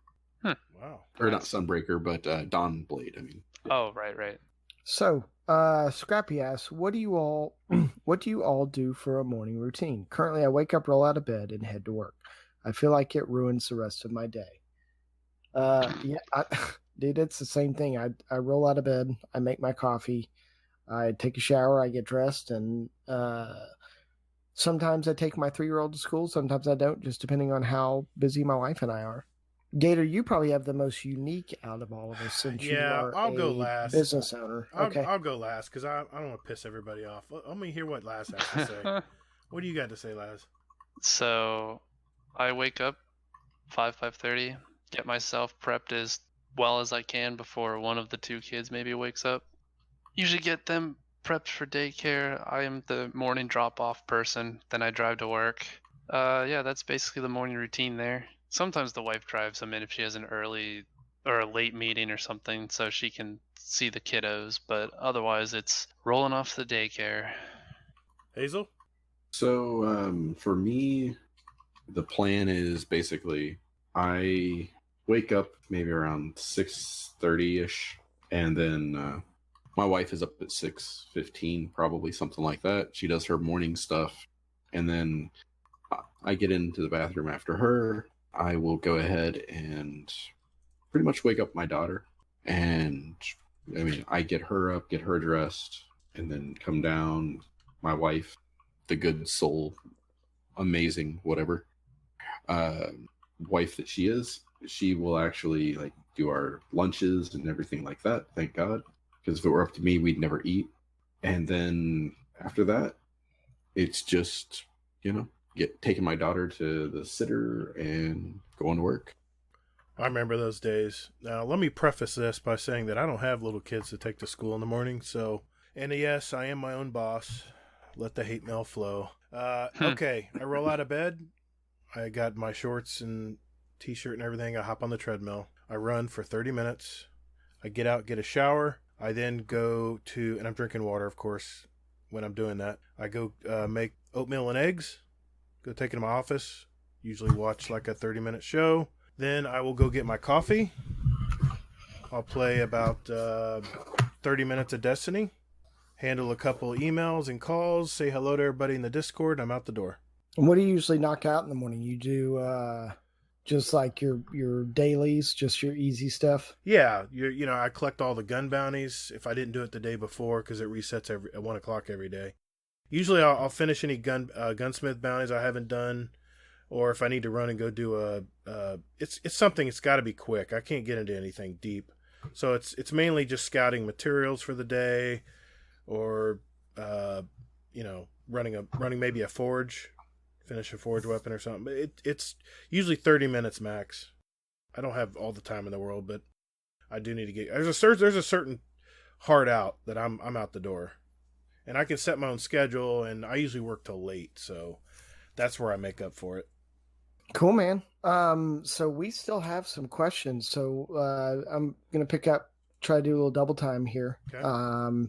This was from me, just so I didn't forget, and I didn't have my notebook today. Do you think there will be 2 playable spaces in Shadowkeep? The moon and, say, like another game space in the Dreaming City? For me, I almost think that there will be some sort of Venus space, especially since we are going to have a raid there, kind of like we did with the Dreaming City. I'm not positive. Maybe it's more like want than actually think it's going to happen. What about you fellas? Laz? I think that'd be nice. Hazel? Okay. Yeah, I think I'm following the end credits for Vanilla Destiny 2, where they showed the shockwave of the Traveler going out across the cosmos. And one of the spots that they showed was the Rings of Saturn, where the Dreadnought still is, and we haven't seen that yet. Mm-mm. So I have a suspicion that the moon is somehow connected to the Dreadnought somehow. I don't know how, but I think we'll see it to some degree. Well, I like that. You're pandering to easy there. We do have that Vex offensive they haven't said a lot about. I don't know what that's going to involve, but now you're saying somewhere on the moon that ties to another planet? Is that what you're asking, Easy? Well, like the Tangled Shore and the Dreaming City. Okay, right? I got you. Like we'll have the moon will be the main space, and then they'll have like an in-game Like planet. it'll open up to the Dreaming City. Like yeah. I don't think so. I think it'll be all by itself. That's my guess. Okay. Grugrux asks, what are your feelings about video game influencers? Do you think there should be more transparency? There is a gray area of them having to use the hashtag ad on posts, etc. And then he follows it up just saying, not a question, but a comment. Most of them get paid a lot of money to promote a game. Research shows that even though publishing companies pay a lot to them, it's way cheaper than your traditional marketing. I think it's interesting coming from Gru because Gru is in marketing. And he's right. I mean, it's so much easier to pay an influencer than to go through doing your marketing budget and going through your traditional methods. Like, what did Ninja got? Like $1 million to go to Mixer. A bunch. EA paid a ton of influencers to play Apex for like the first week or something. Mm-hmm. And Apex went through the roof, right? It almost saved EA from the downturn they were in. Yeah. So I've gotten to a point where I just don't care anymore. Right. It's a part of the business, right? There are some people that like Bungie, they've got their little circle of people they like to invite out, right? And that's their right. It's their game. It's their money. And so whether I like it or don't like it, it's going to happen. So I just really don't even care anymore. What about y'all? Well, I've got a marketing degree also, and I think what's happening is there's a big shift in video game companies now. I think they realize that Twitch and Mixer have a big influence, and that a lot of people tune into those people now before they buy a game. I think it's becoming bigger and bigger, and I think it's only going to keep growing. And there might even be more platforms coming out soon. You just never know. They just pop out of nowhere. But that being said, that's a great point. I've never even thought about that. Just more like streaming services. Mm-hmm. Well, let's think about it. What was traditionally their way of promoting a video game was on TV, right? How many kids are watching TV now? I mean, like public television. Yeah, they're all watching these apps, these specialized streaming apps. And I remember Call of Duty back in the day. They would do prime time, like on the Late Show. After your weekend night late shows would have big giant ads and promotions over their new Call of Duty coming up, and you don't see that anymore. You don't see hardly at all. Destiny even used to do that when Activision was helping them out. So yeah, I mean, when you watch like Dr. Disrespect and you pop in and he's always playing the same old games that he likes to play, and then all of a sudden he's playing some new funky game, some new battle royale game, and you're like, oh yeah, he definitely got paid to do this. And it's disruptful, I think, a little bit. But like I said, I think that's just the way video game developing companies or publishers are realizing that's going to be the quickest pipeline to get the message out. Yeah. Hazel, Laz, any comments, opinions about it? You guys covered it pretty well. I think my feelings are pretty similar. Yeah. Yeah, I could give a shit less what Datto and everybody else endorses. I pretty much will just, I do my own thing. What I did notice though is that it makes me think of those YouTube ads where they're like surveys and they're like, hey, have you seen previews for this, and this? And it's like, it's so obvious. That's the marketing piece right there, where they're trying to get people to, to say, hey, you can sell to like whoever you're watching on YouTube can sell it, and then they can buy a new ad, so that way they can, market to the different group and that kind of thing. And I don't know, it's kind of sleazy, but it's YouTube. Well, I mean, not that marketing is not always been sleazy. It's all about money. If Destiny was released on VR, would you jump into it, and would rating be harder in VR or loads better? The podcast is amazing, my dudes. I've tried one VR game and it almost made me throw up. So I think I'm gonna miss that boat. The only thing that came to my mind when I read that question was, can you imagine trying to do a jumping puzzle in a raid with the VR gear? Yeah. No, Ooh, yeah, exactly. Yeah, that would suck. like the Dick Wall and King's Fall. Yeah. Yeah, and I'm just trying to imagine like doing like the warlock floofing. Like I don't even know how that would work with VR. Like there's no way to kind of simulate that with your own 2 feet, as far as I'm aware. I haven't tried VR yet. I've been wanting to try it, but I just haven't been in the position to throw on the headset and try it. I don't, until I do, I won't know if it's going to work for me or not. But my wife and I are thinking about going to this VR place over at Disney.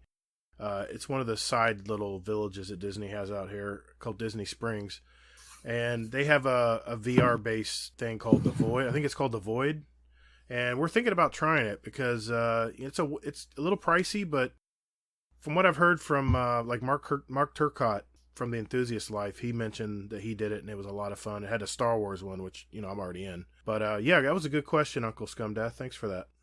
Yeah, that was a good one. Hazel asked a question. Why is Easy posting questions in here? It's because I forgot my notebook. And I can't remember anything anymore. Grugrux asks, can Hazelnut give us a quick financial tip every episode? There we go. Yeah. Financial tip of the week, Hazel. Let us have it. And go. All right. I would say do it old school and keep a goddamn ledger, because I'm serious. Your grandparents didn't get overdraft fees, There you go. A ledger. I'm serious, man. So you know what? I agree with you. I struggled with finances for a long time until I started writing down every single cent that I ever spent, mm-hmm. and it made a huge difference. Yeah, and it's not even that though. It's also just the automatic payments that come out like yearly or every month, things like that. Because you forget that shit, and guess what? Boom, $36 overdraft fee, $35 overdraft fee, whatever it is, you're gonna get hit with that shit, and that's just it. Keep track of that stuff because that's the stuff that banks will completely and utterly, rape you about. Yeah, my bank gets plenty of overdraft fees from me. Try covering, payroll expenses when your cash flow is trickling in some weeks. It can get scary. Yeah. And there's sometimes you're counting on stuff to be covered and it's not. And that's part of being a business, man. That's the fun of it. Right. Yeah. Uncle Scum asks, do you prefer drawing or writing? I used to like to draw quite a bit, but I like to write as well. I'm not so much I'll type. I type all day at work, but I do like to write stuff. Like I like to make lists, and when I used to write music, I used to do it all in pen and not on a computer. What about y'all? Nice. I write. I can't draw to save my damn life, but yeah. What about you, Laz? I like both, but I think as we talked about a little while ago, writing's definitely my shtick if I'm choosing between the two. Yeah, I was always a big creative writer in high school and college, and so creative that one of my when I was doing my LSAT or whatever it is to move on to the 4-year university, I was so creative on name a hero in your life. I put Eddie Murphy. I got an incomplete because the testers weren't creative, I guess, and didn't understand. Eventually, they reversed it, but man, when I start writing, I can just get flowing. It's something weird, but I can't draw, like Hazel said, I can't draw to save my life. I can barely do a stick person. AK Gear Dad has a, actually, I'm just going to do all 3 of his and then I'll get back to Drafty. For Laz, now the general stuff. What are the best and worst Pop-Tarts? Oh, man. Personally speaking, I think it was the strawberry milkshake was like the only one that really actually gave my stomach fits. That one can go suck an egg. That one stinks. Mm-hmm. In terms of best, I'm so fickle. There's so many good ones. There is only one. No. I think cherry is the one that I float to most often, but a good s'mores gets me too. A s'mores Pop-Tart? What is Yeah, it there's about? actually a s'mores Pop-Tart, yeah. What is it about s'mores? My kids love them too. I don't understand it. Are these the Kellogg's or whatever? The just your over the brand? Yeah, Kellogg's Pop-Tarts. Yep. All right, the worst for me, I can't hold back. I gotta let this out. The worst ones are the blueberry ones with the blue icing on them. Get that shit out of here. I haven't seen those in a while. The best ones are cherry frosted. Yes. Those are very good. Unfrosted can also go suck an egg. Yeah. What are you, a Nazi? Come on. Right. Put the frosting on. Hazel, do you have any input here? I'm not a Pop-Tart guy. I was, I guess, kind of bougie, and I grew up with the toaster strudels. Ugh. You I are quit this bougie. call. I'm out of here. How did Caffrey adjust to having to share his home with small humans? I guess I don't understand this question. Caffrey's the name of my dog. It's an interesting combination of wanting to lick their faces constantly because they're both at a perfect height for her to do it without her jumping up and putting her paws on you, but also not having situational awareness. So she'll go like running through a room, and if my son's lying on the floor, it's like he's just part of the floor. So it's one of those like close call things where you're diving in the way at the last minute, like, please don't run over the child, stop. But she's adjusted well. She's doing pretty well for she's 9 or 10 now, so. Oh, I'm following now. You have a big dog and little and kids. Sorry. Yeah. I'm wife- back. I'm back His from wife is a space. little person. Yeah, his wife is a little person. That's where he's getting. That's right. Yeah. Hey, somebody for everybody. Okay, one more for you, from AK Gear Dad. Laz, has your wife realized that we changed the GSR logo? Nope. And then Drafty, another question for Laz. Did you unplug your heater before recording? Thankfully, at the time of this recording, it's not cold enough to need the baseboard heater on. If you search the annals of the Potato Thumbs records, you'll come across an episode I was on where I said, "Oh shit!" in the middle of it because my electric baseboard heater caught fire in the middle of recording. Oh my god. Oh. So yeah, there's some wow. frayed wires in there that did not like to be turned on. So they're replaced now, so it won't light on fire now. But that was pretty scary at the time. Okay, Burning Wing, another question for Laz. Why are birds just a lie made up by the government in the 1950s to cover up their attempts to spy on us? I gotta hear this one. Why are birds a lie? Well, that's a tough one because he's asking an aviation or an aviary question to a water quality guy, so it's kind of like trying to mix oil and water. Like they don't mix. I have no idea what's going on there. Oh, I also just realized I pulled a bunch of bullshit out of my ass there, so that's my answer. Okay, bullshit out of your ass. That's a great answer. Okay. Write that down, Hazel. No, that's the name of the episode. So, aka Gear Dad, last one from the Discord. Do any of you have tattoos? Do they have any significance, or are they just random pieces? Laz, do you have any tattoos? I have none as of this recording. Hazel? Not yet. Gatr? I never really got into tattoos. Not me. I have 3. A tramp stamp. I have a tramp stamp that says Hazel's exit waiting for only. that one. Oh, shit.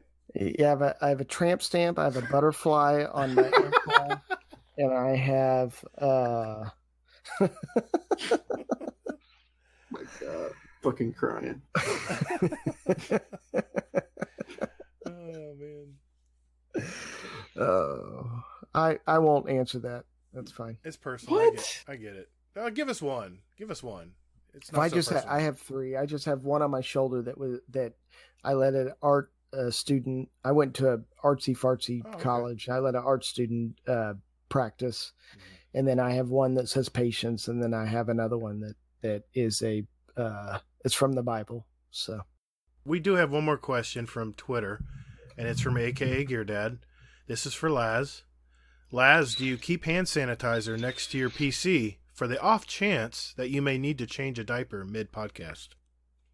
Now, when I first read that, I stopped reading after hand sanitizer at the PC, and I'm like, whoa. Let's calm down. Let's get a little personal. I do not.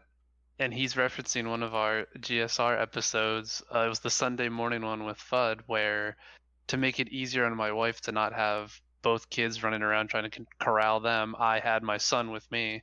And in the middle of recording the episode, he needed a diaper change. And I put him down on the floor, changed his diaper while continuing to have a conversation with Fudd and Jay. Like, there was just no break in the conversation. And because it's Skype, they saw my head disappear. They wondered what I was doing there. Right. Very nice. Very nice. That's great. Well, hey, guys, thanks for the questions. Really appreciate you guys getting them in on such short notice. We did not have a TWAB this week because it's before Thursday when they throw. Though there is one more TWAB before the season ends, and we'll mention it next week. If just want to let you know, next week we do not have a guest because that is going to be Shadowkeep, but we are going to give our first impressions of the new Shadowkeep DLC, which will be about 2 days old by then. But we want to spend more time talking about Laz tonight.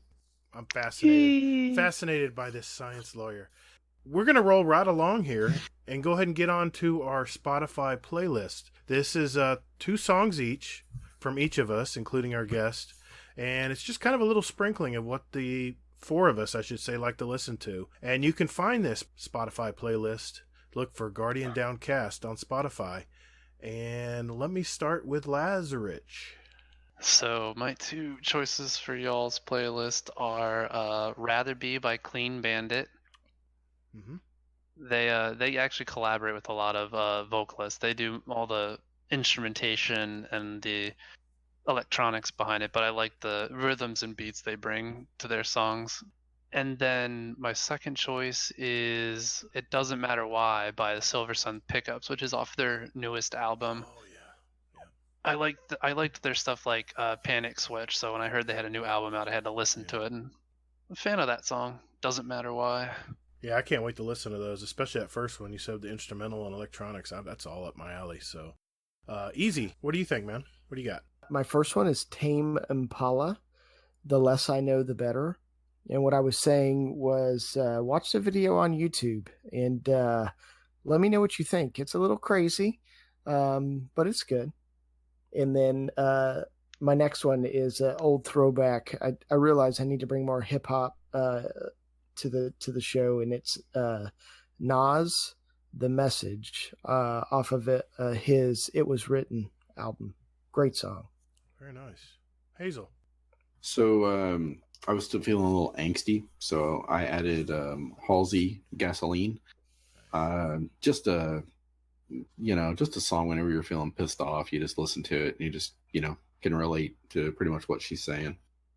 And then I wanted to go kind of like Easy said, wanted to, throw a little more hip hop on here, or in this case, a little more R&B. So I went with Pete Rock and CL Smooth, Troy. They Reminisce Over You. Man, I can't wait to hear these Thanks. songs. You guys Thanks. have always great picks. Man, I can't wait. My 2 picks, the first one is off of Arcade Fire's one of their newer albums. It's called Everything Now. It's really a catchy song, and it gets in my head, and it just keeps twirling around all day.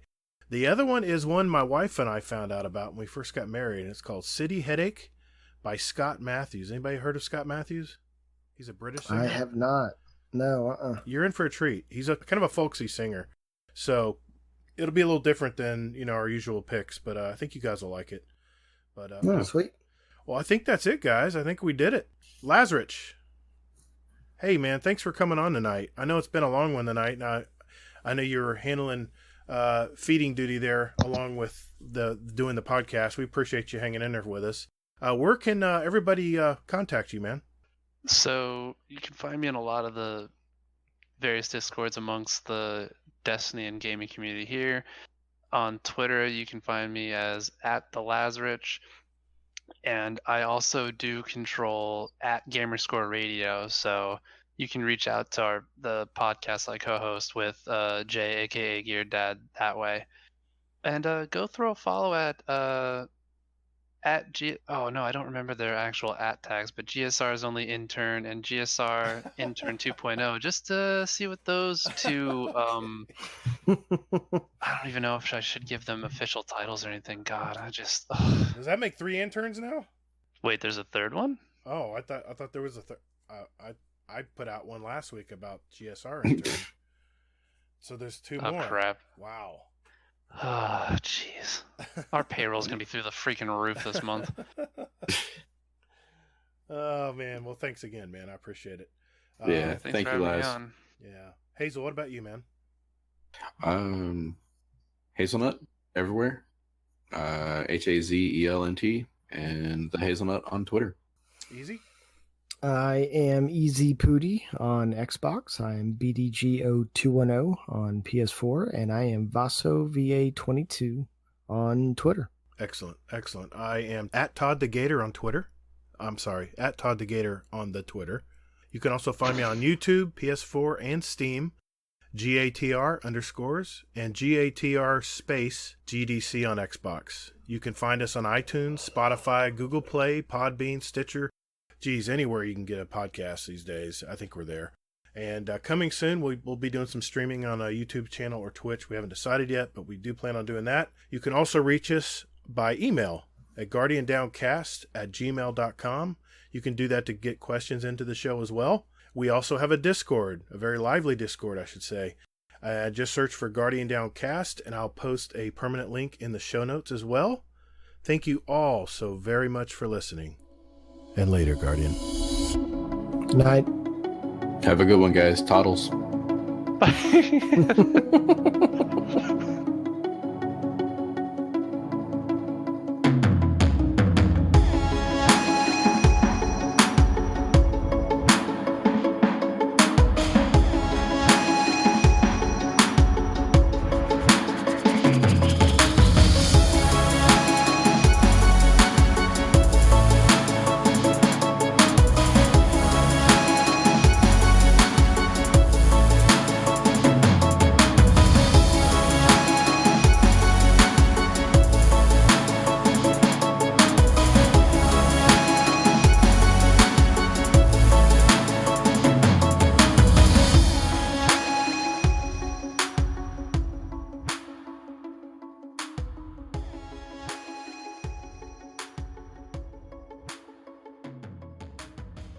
The Discord questions were really good this week, so I wanted to make sure we addressed all Yeah, those. they were. Yeah, They're always really good. great show. Yeah. Yeah, Seems thank like- you. Thanks for coming on, Laz. We really enjoyed having you on. Absolutely, thanks for having me. Yeah, we're starting. I regret not getting the opportunity to ask my question, which was, does Uncle Scumdeath shit his pants every week, or is that just once in a while thing there? Well, maybe. I would think that would have been his nickname, you know? Well, maybe Sir Santa. shits his pants? Yeah, there Yeah. you go. Not Captain Slow.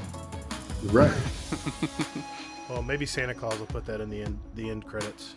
Yeah. Maybe he has better friends than we do. Oh. It's okay, Zero.